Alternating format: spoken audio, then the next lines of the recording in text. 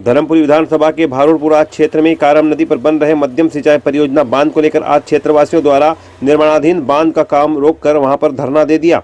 ग्रामीणों के अनुसार करोड़ों की लागत से बन रहे उक्त बांध से उनके करीब 8 गांव डूब में आ रहे हैं। साथ ही अधिकतर लोगों को मुआवजा भी नहीं दिया गया है। वे अपने घरों के डूब जाने के बाद कहां जाएंगे?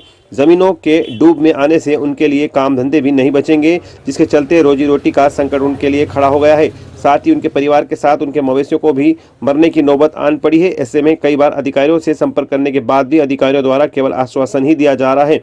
वहीं कई अधिकारी बदले भी जा चुके हैं, परंतु उनकी रोजी रोटी और जीने मरने की किसी को चिंता नहीं है। उनके मकान और जमीन छीनी जा रही है, जिस पर कोई ध्यान नहीं दे रहा है। वहीं संबंधित विभाग के अधिकारियों से चर्चा की गई तो उनके अनुसार अधिकतर ग्रामीण को प्रत्येक परिवार को 5 लाख के हिसाब से मुआवजा दे दिया गया है एवं कुछ क्षेत्र के लोगों के मुआवजे को लेकर धार कलेक्टर के पास संबंध में जानकारियां पहुंच गई है, जो शीघ्र ही लोगों तक मुआवजा पहुंच जाएगा। कुछ गाँव के मकान डूब में आ रहे हैं, जिनको लेकर सर्वे के अनुसार शीघ्र ही ग्रामीणों की व्यवस्थाएं की जा रही है। काम बंद कराने के सवाल पर अधिकारियों के अनुसार काम सतत जारी है तथा इसको लेकर उन्होंने वरिष्ठ अधिकारियों तक जानकारी भेज दी है।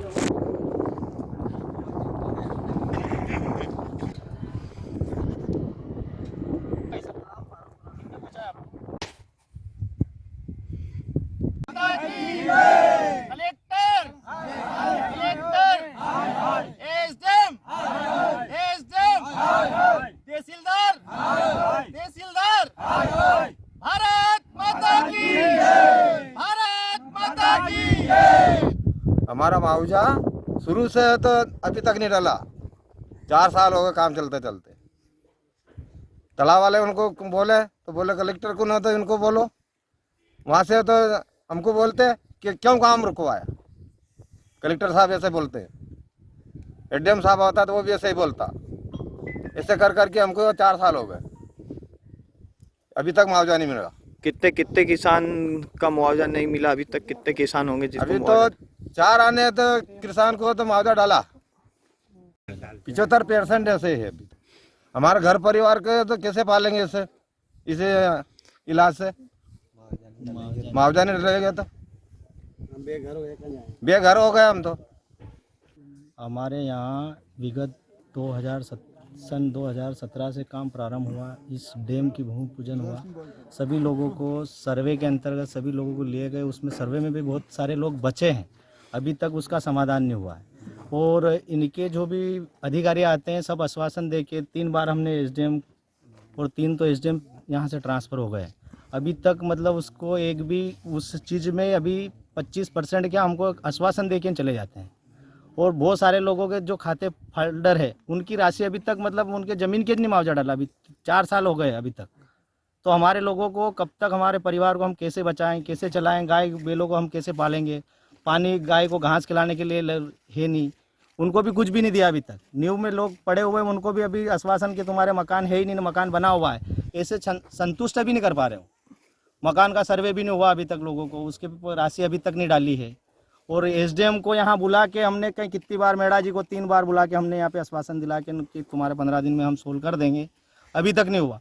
गांव के लोगों को सबको सूचना करके 1-1, 2-2 लोगों को बुला के धामनोद में आवेदन करवा रहे हैं, एफिडेविट करवा के, वकील से नोटरी करवा के वो आवेदन जमा करवा रहे हैं। और हमारे आधे लोगों को तो मालूम ही नहीं, उनके कर्मचारी किस हिसाब से बात कर रहे हैं हमको वो भी नहीं मालूम है कि किस हिसाब के तुम कागज़ ले रहे हो, कौन सी योजना के तहत ले रहे हैं। हमारे लोगों को गाँव में बिठा के समझाना चाहिए। उस आधार पर हम अगर हमारे से मांगे तो हम उस कागज़ को भी देने के लिए तैयार हैं। हमारी इतनी पीड़ा है कि हम हमारे लोगों को इतने अब घर से बेघर कर दिए, हम कैसे जिएंगे और कैसे हमारे बच्चों का पालन पोषण करेंगे? तो आप जब तक आपको पैसा नहीं मिलेगा या नहीं देंगी कोई कंपनी पैसा या अधिकारी नहीं देंगे तो आप क्या करोगे आगे? अभी तो हमने एक ही रास्ता चेंज करा है, जब तक हमारा मुआवजा, जब तक समाधान हमारा नहीं होगा, हमारे 8 गाँव के लोग जो डूबत में जा रहे हैं उसका निराकरण जब तक नहीं होगा, जब तक हम यहाँ से हटेंगे नहीं। काम नहीं चालू करवा, काम तो एक भी प्रगति पे नहीं चलने देंगे। कितने लोग ऐसे हैं जिनको मुआवजा नहीं मिला? कितने फिर भी तो मतलब 8 गांव के लोगों को नहीं मिला ना, मतलब ना तो पाइपलाइन के, ना कुएं के, पेड़ पौधे के, ना मकान के। कुछ लोग सर्वे में मकान में भी बच गए, किसी के आईडी के बचे हुए, तो उनको लोगों को यूँ बोल रहे कि तुमको डबल दिला देंगे, तुम ऐसा कर लो, ऐसा करके आश्वासन दे के उनके कर्मचारी वहीं स्टाफ पे बुला के कागज ले रहे हैं।